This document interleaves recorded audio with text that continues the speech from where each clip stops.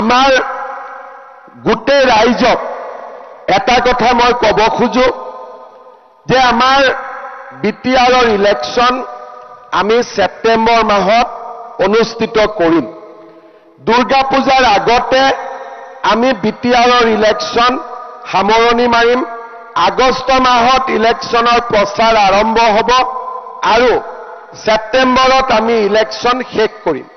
কিন্তু সেপ্টেম্বৰত BTR election শেষ কৰি আপোনালোক বহি থাকিব নোৱাৰিব, কাৰণ আমাৰ লক্ষ্য বিটিআৰতো জিকিব লাগিব আৰু দিছপুৰতো আমি তৃতীয়বাৰৰ কাৰণে বিজেপিৰ চৰকাৰ গঠন কৰিব লাগিব।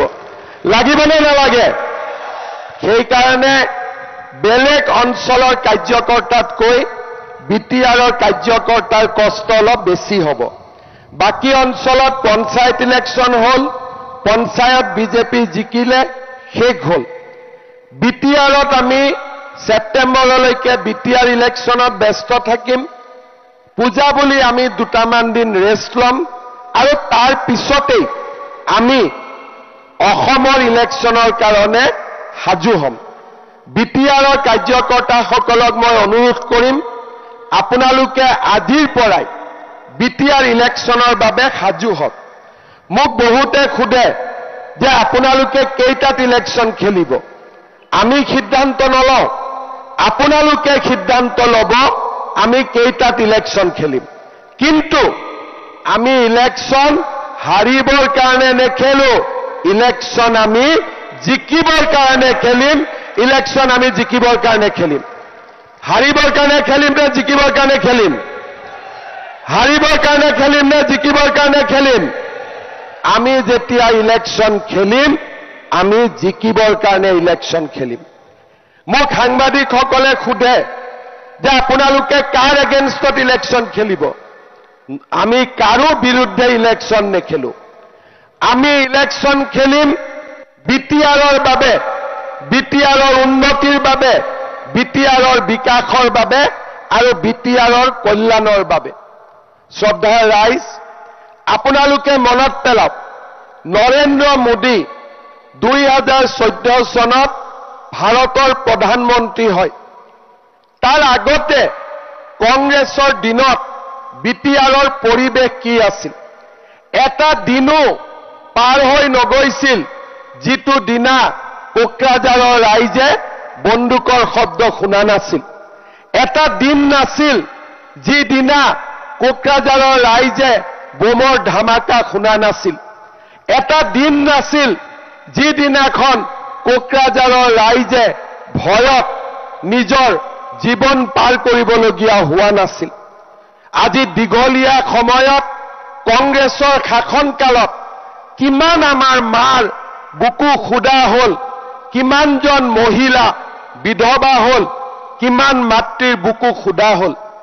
2014 চনত নৰেন্দ্ৰ মোদী ভাৰতৰ প্ৰধানমন্ত্ৰী হ'ল। লাহে লাহে বিটিআৰত শান্তিৰ কাম চৰকাৰে আৰম্ভ কৰিলে। 2020 চনত বিটিআৰ চুক্তি স্বাক্ষৰিত হ'ল। কোভিড আহিলে। 21ত মই অসমৰ মুখ্যমন্ত্ৰী হলো।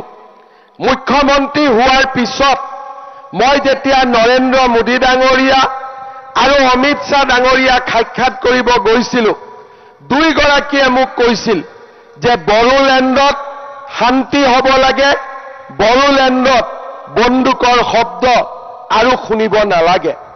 মই আজি গৌৰৱ কৰিব পাৰো, 4 বছৰ 4 মাহ অসমৰ মুখ্যমন্ত্ৰী হিচাপে মই পাৰ কৰিলো আৰু এই 4 বছৰত আমি এবাৰৰ বাবেও বড়োলেণ্ডত বন্দুকৰ শব্দ শুনা নাই, বোমৰ ধামাকা শুনা নাই। আজি বড়োলেণ্ড শান্তিৰ এক নতুন স্বৰ্গভূমিলৈ ৰূপান্তৰিত হৈছে। বড়োলেণ্ডৰ মানুহে কি বিচাৰিছিলে যে এখন দিল্লীত চৰকাৰ আহক, দিছপুৰত চৰকাৰ আহক, যিখন চৰকাৰে আমাৰ জীৱনৰ নিৰাপত্তা দিব পাৰে, যিখন চৰকাৰে আমাক সকলোকে মিলা মিছাৰে ৰাখিব পাৰে, যিখন চৰকাৰে বড়োলেণ্ডবাসীক একতাৰ মহামন্ত্ৰৰে আজি একেলগে সমন্বয়ৰ সাঁকো নিৰ্মাণ কৰিব পাৰে। আপোনালোকে মনত পেলাব, মোৰ আগত যিমান অসমত মুখ্যমন্ত্ৰী আছিল তেওঁলোক কিমানবাৰ বড়োলেণ্ডলৈ আহিছিল মই নাজানো, কিন্তু যোৱা 4.5 বছৰত মই 200 বাৰতকৈও বেছি বড়োলেণ্ডলৈ আহিছো, যাতে আমাৰ বড়োলেণ্ডৰ সুৰক্ষা, বড়োলেণ্ডৰ প্ৰগতি আমি নিশ্চিত কৰিব পাৰো। আজি আমি সকলোৰে লগত কথা পাতিছো। NDFBৰ লৰাই বন্দুক জমা দিছে, আপছুৱে চৰকাৰৰ লগত সহযোগিতা কৰিছে। প্ৰতিটো জনগোষ্ঠীৰ ৰাইজে আজি বড়োলেণ্ডত শান্তি প্ৰতিষ্ঠাৰ কাৰণে কাম কৰিছে। যোৱা 4.5 বছৰত বড়োলেণ্ডলৈ আমি শান্তিৰ পৰিৱেশ উভতাই আনিলো। কিন্তু শান্তি আমাক কিয় লাগে? শান্তি আমাক এই কাৰণেই লাগে যাতে আমাৰ অঞ্চলটোৰ প্ৰগতি হয়, সকলোৱে যাতে সমান অধিকাৰ পায়, ল'ৰা ছোৱালীয়ে নিবনুৱাই কৰ্ম সংস্থাপন পায়, আমাৰ এই অঞ্চলটোলৈ যাতে উন্নয়ন আহিব পাৰে। আৰু সেই কাৰণেই আমাৰ লক্ষ্য। যোৱা 5 বছৰ আমাৰ যদি লক্ষ্য শান্তি আছিল, অহা আমাৰ 5 বছৰৰ লক্ষ্য হ'ল বড়োলেণ্ডৰ সকলো জাতি জনগোষ্ঠীৰ বিকাশ আৰু সমৃদ্ধি। আমি বিচাৰিম যে এই বড়োলেণ্ডত কোনেও দ্বিতীয় আৰু তৃতীয় শ্ৰেণীৰ নাগৰিক নহব, প্ৰতিজন প্ৰথম শ্ৰেণীৰ নাগৰিক হ'ব, তাক আমি কামনা কৰিম। আৰু সেইকাৰণেই শ্ৰদ্ধাৰ ৰাইজ, এইবাৰ আমাৰ নিৰ্বাচনৰ শ্লোগান হ'ব 5 বছৰ আমি শান্তি আনিলো, অহা 5 বছৰ আমি প্ৰগতি আনিম, সুৰক্ষা আনিম, বিকাশ আনিম। বড়োলেণ্ড অঞ্চলত আমি বিকাশৰ এক নতুন দ্বীপলৈ আমি ৰূপান্তৰ কৰিম। শ্ৰদ্ধাৰ ৰাইজ, আজি প্ৰধানমন্ত্ৰী নৰেন্দ্ৰ মোদী ডাঙৰীয়া, গৃহমন্ত্ৰী অমিত শ্বাহ ডাঙৰীয়াৰ নেতৃত্বত আমি এটা এটাকৈ কাম কৰি গৈছো। বড়োলেণ্ডৰ ৰাস্তা ঘাট, স্কুল কলেজ আজি আমি সকলোতে পৰিৱৰ্তন আনিছো। বড়োলেণ্ড ইউনিভাৰ্চিটি, কোকৰাঝাৰ ইউনিভাৰ্চিটি, কোকৰাঝাৰত মেডিকেল কলেজ, তামুলপুৰত মেডিকেল কলেজ, ওদালগুৰিত বড়োলেণ্ড ইউনিভাৰ্চিটিৰ 2nd কেম্পাছ, এটা এটাকৈ আমি বড়োলেণ্ডৰ চাৰিওফালে উন্নয়নৰ এক নতুন পোহৰ আমি লৈ আহিছো। আজি আমি প্ৰত্যেকটো পদক্ষেপতে প্ৰয়াস আৰু প্ৰচেষ্টা কৰিছো যাতে বড়োলেণ্ডৰ ৰাইজে নিৰাপদ অনুভৱ কৰে, বড়োলেণ্ডৰ ৰাইজে প্ৰগতি বিচাৰি পায়, শান্তি বিচাৰি পায়, সমৃদ্ধি বিচাৰি পায়। আজি মই এই সভা শেষ কৰি আকৌ কোকৰাঝাৰৰ DC অফিচত যাম। কিয় মই যাম? কাৰণ মই বিচাৰিছো যে আমাৰ চৰকাৰৰ আঁচনিবিলাক যাতে বড়োলেণ্ডৰ ৰাইজে পাব পাৰে। এইবাৰ আমি অৰুণোদয় আঁচনি কোকৰাঝাৰ জিলাত আমি বিচাৰিছো যাতে প্ৰতিটো দুখীয়া পৰিয়ালে অৰুণোদয় আঁচনি পাব পাৰে। আজি আমি নতুনকৈ অৰুণোদয়ৰ বাবে গাঁও সভা পাতিছো। 17 ছেপ্টেম্বৰ প্ৰধানমন্ত্ৰী নৰেন্দ্ৰ মোদীৰ জন্মদিন। সেই দিনটোতে আমি অৰুণোদয় তৃতীয় অৰ্থাৎ আৰু বহুত বেছি হিতাধিকাৰীক লৈ আমি আৰম্ভ কৰিম। আজি মই DC কোৰ্টত যাম, মহিলা উদ্যমিতা লাখপতি বাইদেউৰ আঁচনিৰ হিতাধিকাৰীৰ তালিকা চূড়ান্ত কৰিম। আজিয়েই মুখ্যমন্ত্ৰীৰ আত্মনিৰ্ভৰ অসম অভিযান আমাৰ বড়োলেণ্ডৰ প্ৰত্যেকটো বিধানসভা সমষ্টিলৈ আৰু 4,000কৈ ৰেচন কাৰ্ড আৰু তাৰ লগে লগে আমাৰ বড়োলেণ্ডৰ দুখীয়া ৰাইজ যাতে উপকৃত হ'ব পাৰে, বিশেষকৈ চাহ বাগিচা অঞ্চলৰ কাৰণে এটিকলি দুটিপাত আমি আঁচনিৰ বিষয়ে আজি কথা পাতিম আৰু হিতাধিকাৰীক চূড়ান্ত কৰিম। অৰ্থাৎ ৰাজনীতিৰ লগে লগে ৰাইজৰো যাতে উন্নতি হয়, তাৰ বাবে ভাৰতীয় জনতা পাৰ্টীয়ে হাতে হাত ধৰি কাম কৰিছে। আজি ভাৰতীয় জনতা পাৰ্টীয়ে BTRক অসমৰ আটাইতকৈ প্ৰগতিশীল অঞ্চল হিচাপে ৰূপান্তৰ কৰাৰ বাবে নিৰন্তৰ প্ৰচেষ্টা কৰিছে। আজি আমি আমাৰ চৰকাৰৰ দিনতেই আমি সকলো শ্ৰেণীক একেলগ কৰি বড়োলেণ্ডত যাতে কেতিয়াও আমি বন্দুকৰ শব্দ শুনা নাপাওঁ তাৰ বাবে আমি একত্ৰিতভাৱে কাম কৰিছো। মই আজি অত্যন্ত আনন্দিত যে যোৱা 5টা বছৰত আমি বড়োলেণ্ডত শান্তি প্ৰতিষ্ঠাৰ কাৰণে যি কাম কৰিছিলো আজি বড়োলেণ্ডবাসীয়ে তাৰ বাবে বিজেপিক আশীৰ্বাদ দিছে। যোৱা কেইদিনমান আগতে আমি ওদালগুৰিলৈ গৈছিলো, অভূতপূৰ্ব উৎসাহ। ওদালগুৰিৰ ৰাইজে মোক কৈছে যে বিজেপিয়ে যাতে ইলেকশ্যন খেলে আমি এইবাৰ বিজেপিক ভোট দিম। ওদালগুৰিৰ পিছত আমি তামোলপুৰলৈ গৈছিলো, তামোলপুৰৰ ৰাইজেও কৈছে বিজেপিয়ে ইলেকশ্যন খেলিব লাগে আমি বিজেপিক ভোট দিম। যোৱা পৰহি দিনা মই বাক্সা জালাহলৈকে গৈছিলো, হাজাৰ হাজাৰ কাৰ্যকৰ্তা একত্ৰিত হৈ আমাক কৈছিলে যে দাদা 5টা সিটত ইলেকশ্যন খেলক, বাক্সাত আমি 5টাতে আপোনালোকক জিকাই দিম। আৰু আজি কোকৰাঝাৰত 12টা সমষ্টিৰ ভিতৰতে আজি উৎসাহ উদ্দীপনা আমি নিজে দেখা পাইছো। 9 তাৰিখে মই আকৌ চিৰাঙলৈকে আহিম আৰু চিৰাঙৰ কাৰ্যকৰ্তাসকলকো সুধিম যে আমি নিৰ্বাচন খেলিম, আপোনালোকে কষ্ট কৰিবনে নাই। মোৰ বিশ্বাস এই 5খন জিলাতে আজি বিজেপিৰ কাৰ্যকৰ্তাসকল নিজে প্ৰস্তুত হৈছে যে আমি ইলেকশ্যন খেলিম, আমি ইলেকশ্যন জিকিম। এয়া হ'ল মোৰ প্ৰথম ভ্ৰমণ। ইয়াৰ পিছত 21 তাৰিখৰ পৰা মই প্ৰতিটো MCLA সমষ্টিলৈ যাম আৰু আপোনালোকক তাতো মই একেলগে লগ পাম। যাব লাগিবনে নাই? যাব লাগিবনে নাই?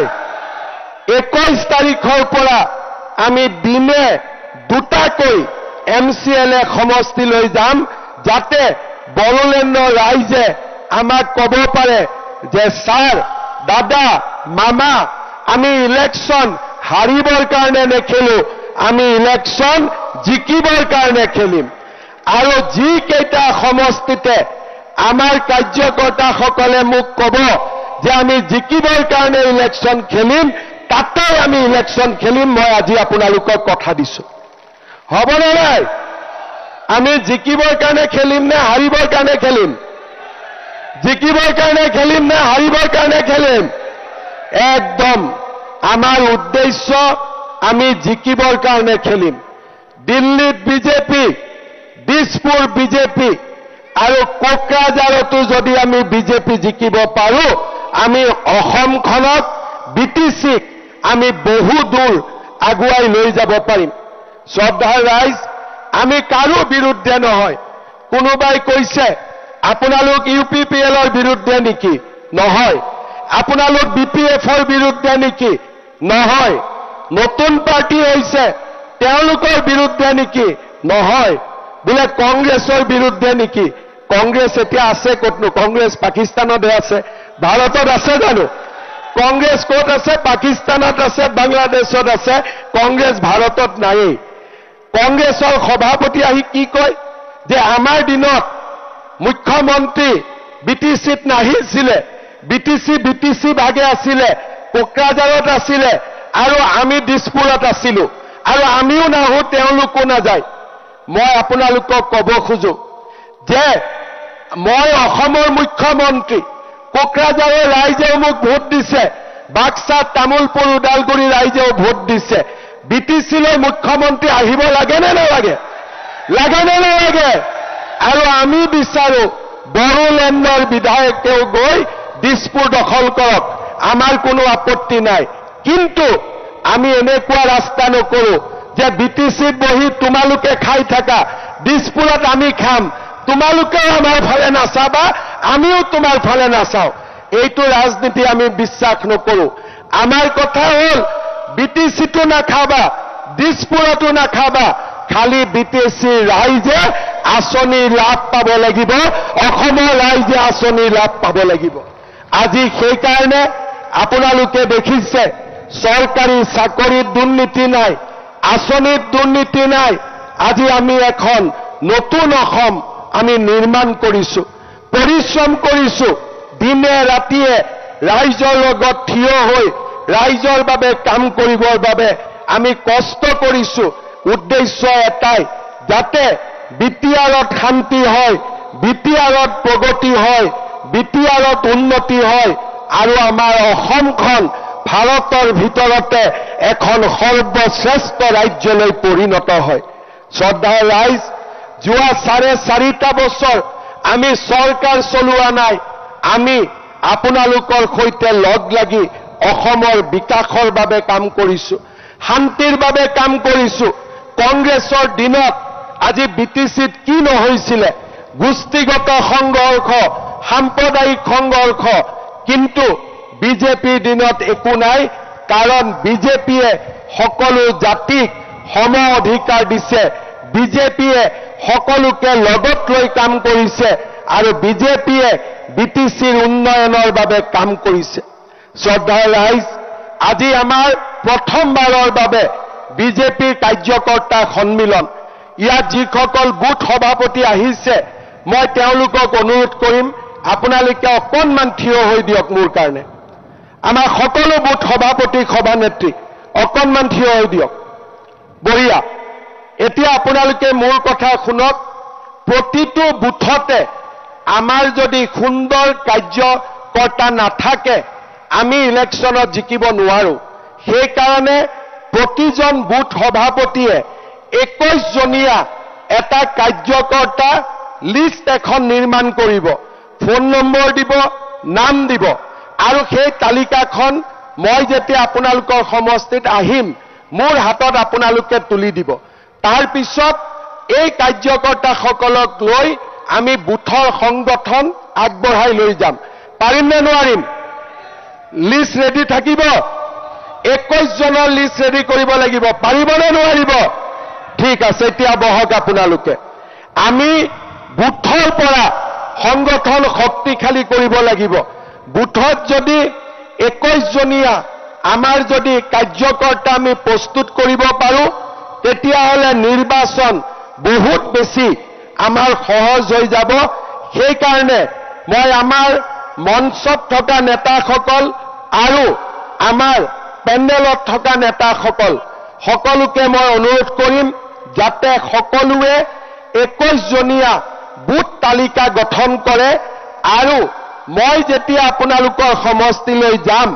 প্ৰত্যেকটো বুথৰ পৰা যাতে 21 জনকৈ কাৰ্যকৰ্তা আমাৰ মিটিঙলৈ আহে হ'বনে নাই আজি আহিছো 6 জনকৈ কিন্তু যেতিয়া আমি পৰ্বতজৰাত যাম যেতিয়া আমি গুমাত যাম ফকিৰা গ্ৰামত যাম যেতিয়া আমি শ্ৰীৰামপুৰ যাম বাওখুংগিত যাম বনৰগাঁৱত যাম দতমাত যাম সালাকাটিত যাম তেতিয়া আমি 21 জনকৈ এটা এটা বুথৰ পৰা আমি কাৰ্যকৰ্তা নিমন্ত্ৰণ কৰিম যাতে 6 জনৰ পৰা আমি 21 গৈ পাওঁ জুলাই মাহৰ ভিতৰত আগষ্ট মাহত 21 জন গৈ আমি আৰু বাঢ়ি বাঢ়ি গৈ থাকিম এই জুলাই মাহত আপোনালোকে প্ৰত্যেক বুথত 21 জন কাৰ্যকৰ্তা আপোনালোকে ৰেডি কৰিব লাগিব কাৰণ দিলীপ শইকীয়া ডাঙৰীয়াই অলপ আগতে আপোনালোকক কৈছে যে মোৰ বুথ সবচে মজবুত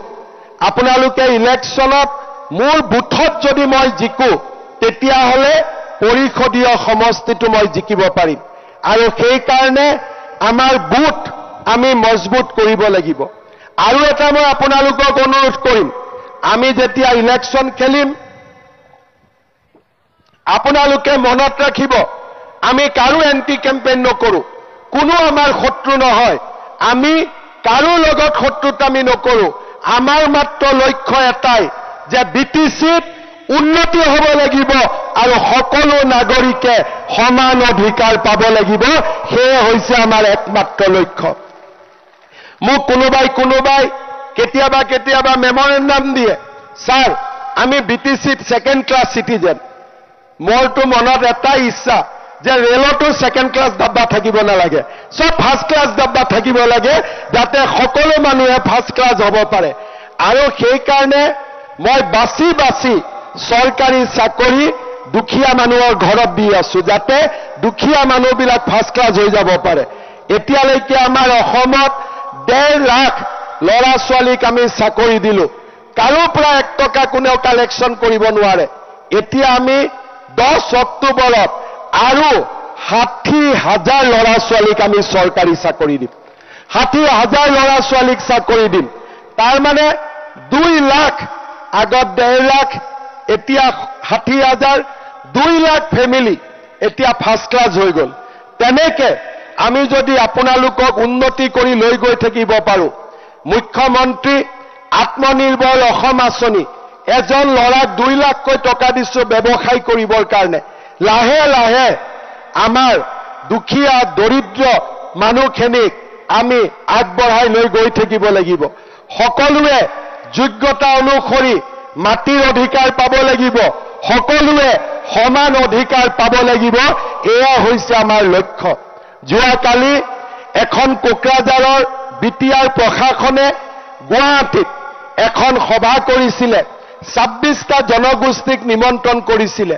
সেই সভাটো মই এটাই কথা কৈছিলো যে 26টা জনগোষ্ঠী যেতিয়া কোকৰাঝাৰত ওদালগুৰিত সমান অধিকাৰ পাব সেই দিনাখনে বিটিআৰ সোণৰ বিটিআৰলৈ ৰূপান্তৰ হ'ব সোণৰ বিটিআৰলৈ ৰূপান্তৰ হ'ব সেই কাৰণে শ্ৰদ্ধাৰ ৰাইজ আমি চেষ্টা কৰিম যাতে ভাৰতীয় জনতা পাৰ্টিয়ে বিটিআৰ প্ৰতিজন নাগৰিকক সমান অধিকাৰ দিব পাৰে এই বিটিআৰত মই যেতিয়া কাৰোবাক সুধিম যে কেনেকুৱা বোলে আমি বিটিআৰ খুব ভাল পাওঁ কিয় ভাল পাওঁ বোলে আমাক ইয়াতে সকলোৱে সমান দৃষ্টিৰে চাই সেই দিনটো যেতিয়া আমি পাম সেই দিনাখনে আমাৰ মিছন সফল হ'ব যে হয় বিজেপিয়ে বিটিআৰত সকলোৰে মুখত হাঁহি বিৰিঙাবলৈ আজি সক্ষম হৈছে মোদীজীয়ে কি কয় সবকে সাথ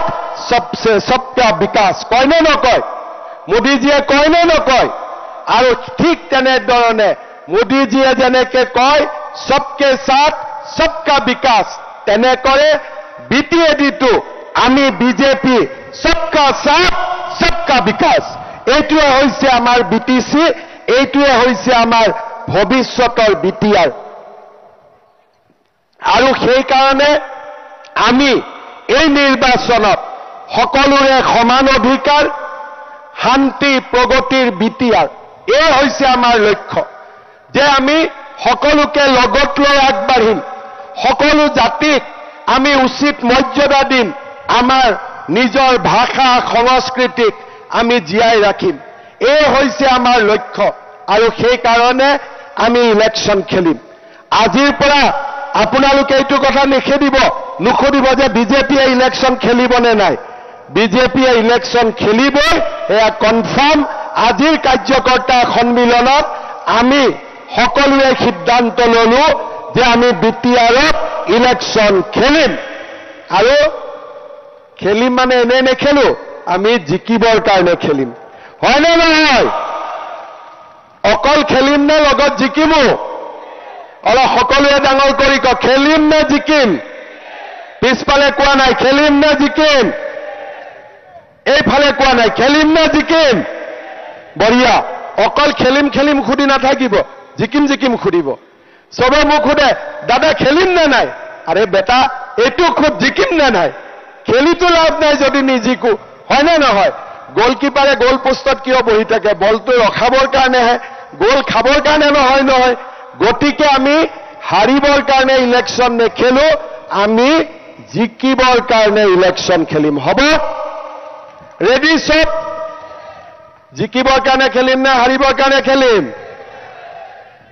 পাক্কা লিষ্টখনে মই এবাৰ ভাল কৰি সুধিব লাগিব বনৰগাঁও জিকিবৰ কাৰণে খেলিম নে হাৰিবৰ কাৰণে দতমা জিকিবৰ কাৰণে খেলিম নে হাৰিবৰ কাৰণে পাক্কা পৰ্বতজৰা জিকিবৰ কাৰণে নে হাৰিবৰ কাৰণে বঢ়িয়া গুমা জিকিবৰ কাৰণে নে হাৰিবৰ কাৰণে বঢ়িয়া শ্ৰীৰামপুৰ জিকিবৰ কাৰণে নে হাৰিবৰ কাৰণে জামদুৱাৰ জিকিবৰ কাৰণে নে হাৰিবৰ কাৰণে চৰাইবিল জিকিব নে হাৰিবৰ কাৰণে গোসাইগাঁও জিকিবৰ কাৰণে নে হাৰিবৰ কাৰণে বঢ়িয়া কচুগাঁও জিকিব নে হাৰিবৰ কাৰণে বঢ়িয়া ফকিৰাগাম জিকিবৰ কাৰণে নে হাৰিবৰ কাৰণে বঢ়িয়া দত্মা সুধিলো আগত ঠিক আছে আমাৰ বনগাঁও সুধিলো বাওখংগী জিকিবৰ কাৰণে নে হাৰিবৰ কাৰণে চালাকাটি জিকিবৰ কাৰণে নে হাৰিবৰ কাৰণে দিলীপ চবতে দেখোন টিকট দিব লাগিব এতিয়া দিব লাগিব নেকি চবতে সবতে লাগিব ঠিক আছে 21 তাৰিখৰ পৰা যেতিয়া আমি প্ৰত্যেকটো সমষ্টিত যাম তেতিয়া আপোনালোকক আমি আৰু এবাৰ ফাইনেল সুধিম যে আমি ৰেডি নে ৰেডি নাই যোনে যোনে 21 জনীয়া কমিটি কৰি ৰেডি হৈ যাব তাতে আমি ইলেকশ্যন খেলিম হ'ব পাৰিম নে নাই 21 জনীয়া কমিটি পাৰিম নে নাই 21 জনীয়া কমিটি বঢ়িয়া তাৰ মানে আমি ৰেডি হৈ গলো আপোনালোকৰ লগত একেলগে আমি কাম কৰিম ইলেকশ্যনত জিকিবৰ কাৰণে আমি সকলোৱে ইলেকশ্যন খেলিম হ'ব তেতিয়ালে মোৰ লগত একেবাৰে ডাঙৰকৈ মোদীজী আজি দিল্লীতো নাই মোদীজী ক'ত আছে আজি ব্ৰাজিলত আছে গতিকে আমাৰ আৱাজ ক'লৈকে শুনিব লাগিব ব্ৰাজিললৈকে শুনিব লাগিব হয়নে নহয় দিল্লীত থাকিলে অলপ লাহেকৈ ক'লেও হয় কিন্তু ব্ৰাজিলৰ কাৰণেতো ডাঙৰকৈ ক'ব লাগিব হয়নে তেতিয়ালে মোৰ লগত ক'ব ভাৰত মাতা কি দিল্লী পাইছে ব্ৰাজিল গৈ পোৱা নাই ভাৰত মাতা কি এইবাৰ ব্ৰাজিল গৈ পালে নৰেন্দ্ৰ মোদী জেপি নাড্ডা অমিত শ্বাহ দিলীপ শইকীয়া বঢ়িয়া এতিয়া আৰু আপোনালোকে এইকেইটা দিন গাঁও সভা হৈ আছে অৰুণোদয় সকলো মানুহে নিজৰ নাম দিব চিন্তা কৰিব নালাগে লাখপতি বাইদেউ টকা সবে পাই যাব টেনশন ল'ব নালাগে যেতিয়ালৈকে হিমন্ত বিশ্ব শৰ্মা আছে বিজেপি আছে আমি আপোনালোকৰ লগত 100% ঠিক আছে এতিয়া কোকৰাঝাৰত শুনাকৈ ক'ব লাগিব মোদীজীটো ব্ৰাজিলত আছে অমিত শ্বাহজী নাড্ডাজী দিল্লীত আছে দিলীপ শইকীয়া আমি ইয়াতে বহি আছো কিন্তু কোকৰাঝাৰৰ কাৰ্যকৰ্তা কোকৰাঝাৰত আছে ইয়াত আমি যিসকল আহিছো যিসকল অহা নাই তেওঁলোকৰ ঘৰত আৱাজ যাব লাগিব কোকৰাঝাৰ